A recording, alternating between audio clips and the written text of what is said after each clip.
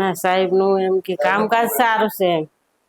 એટલે આપણને બીજા 24 કલાકમાં તો આપણને ચાલતા કરી દે એમ. મારું નામ અલકાબેન.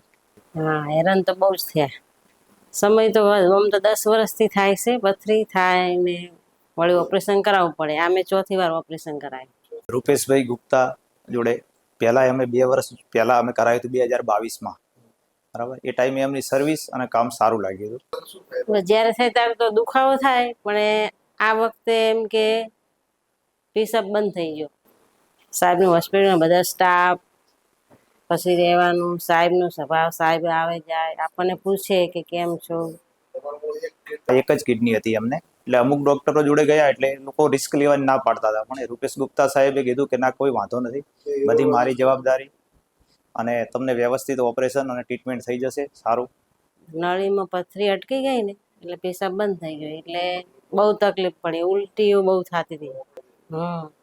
આખી રાત વોમિટિંગ થઈ, ભયંકર દુખાવો, પેશાબ બંધ થઈ ગયો. ત્યાં ગયા પછી બિલકુલ ચિંતા નથી. ફાઇલ આપી એટલે સાહેબે બહુ એમ કે આશ્વાસન બી સારું આપ્યું.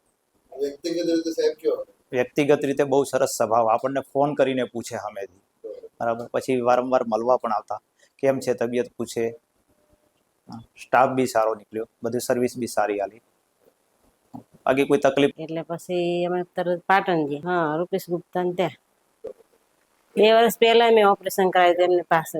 ના દિવસ પછી કીધું, પછી અમે ત્યાં આવ્યા અને બીજા દિવસે ઓપરેશન કર્યું એમને. એક દિવસ સક્સેસ થયું અને મારે છે ને વિશ્વાસ આવ્યો. તેમનું નેચર સારું છે અને શું કે મારે એક જ કિડની છે, એટલે એમને એક જ કિડની છે, બરાબર. એટલે રૂપેશ ગુપ્તા જોડે પહેલી વાર ઓપરેશન કરાયું હતું, એમને ટ્રીટમેન્ટ બી સારી કરી હતી અને વ્યવસ્થિત થઈ હતી. એટલે બીજી વાર મેં ઓપરેશન કરાવ્યું તો મને સક્સેસફુલ લાગ્યું અને ટ્રીટમેન્ટ સર્વિસ સારી મળી છે, બરાબર. બાકી કોઈ એને ચિંતાની વાત. અને હું તો કહું, એકવાર ભલે ગમે ત્યાં બતાવો, પણ એકવાર રૂપેશ ગુપ્તા જોડે તમે જો કે ફાઇલ લઈને જાઓ અને નિદાન કરાવો, પછી તમને કેવું લાગે છે એ તમે જાતે અનુભવ કરશો.